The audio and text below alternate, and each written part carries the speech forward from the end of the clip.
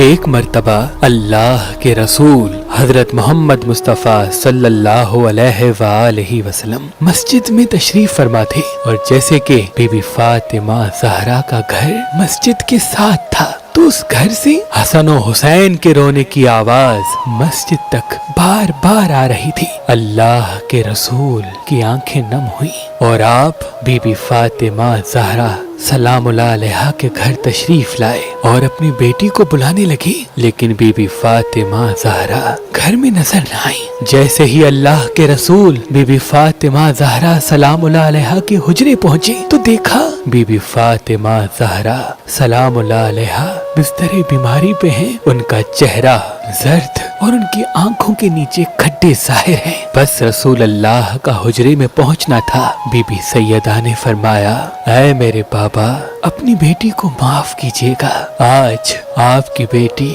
آپ کے استقبال کے لیے دروازے تک نہ آئی۔ مسلسل بھوکا رہنے کی وجہ سے آپ کی بیٹی کا جسم اتنا کمزور ہو چکا کہ وہ ابھی اٹھنے سے بھی قاصر ہے۔ یہ سن کے اللہ کے رسول حضرت محمد مصطفیٰ صلی اللہ علیہ وآلہ وسلم کی آنکھوں سے آنسو رواں ہوئے۔ بی بی سیدہ نے فرمایا، بابا جان حکم فرمائیں۔ تو اللہ کے رسول حضرت محمد مصطفیٰ صلی اللہ علیہ وآلہ وسلم نے فرمایا، اے فاطمہ، حسن و حسین کے رونے کی آوازوں نے مجھے بے چین کر کے رکھا اور تبھی میں تمہارے حجرے آ پہنچا۔ یہ کیوں رو رہے ہیں؟ بی بی سیدہ نے فرمایا، بابا 2 دن سے حسن و حسین نے کچھ نہیں کھایا۔ اللہ کے رسول نے فرمایا، فاطمہ، حسین بہت چھوٹا ہے، یہ دودھ پیتا ہے، اس کو آپ دودھ پلائیں، یہ خاموش ہو جائے گا۔ حسن کو میں اپنے کندھوں پہ سوار کرتا ہوں، وہ بھی آرام پائے گا۔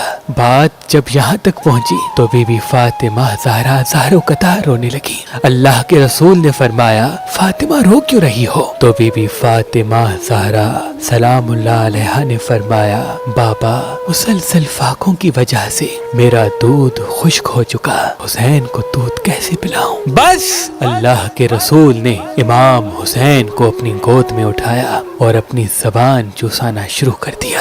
جیسے ہی امام حسین نے رسول اللہ کی مبارک زبان چوسنا شروع کی، ان کو آرام ملا۔ رسول اللہ نے پھر اپنے نواسے حسن کو گود میں اٹھایا، ان کو اپنے کندھوں پہ سوار کیا۔ کچھ ہی دیر میں انہوں نے بھی آرام پایا اور پھر اپنی بیٹی کے سر پہ ہاتھ رکھا اور فرمانے لگے، اے فاطمہ، تمہارا یہ صبر تا قیامت یاد رکھا جائے گا۔ تمہارا شوہر علی اسلام کی تبلیغ کے لیے اللہ کا قرآن مختلف شہروں میں پہنچانے کے لیے ادھر ادھر پھر رہا ہے، اور اس کے نتیجے میں خاندان نبوت کے چولہے ٹھنڈے پڑ گئے۔ اے فاطمہ، صبر کرو، اللہ صبر کرنے والوں کے ساتھ ہے۔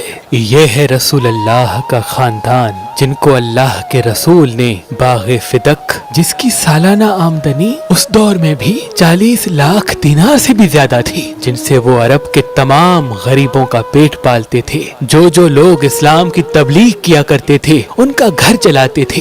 اور یہ ہے بی بی فاطمہ زہرا کی سخاوت کہ وہ تمام مال دنیا غریبوں اور مساکین میں تقسیم کر دیتی تھی، یہاں تک کہ 3-4 دنوں تک بی بی سیدہ اور ان کے بچے اللہ کے لیے بھوکے رہتے تھے۔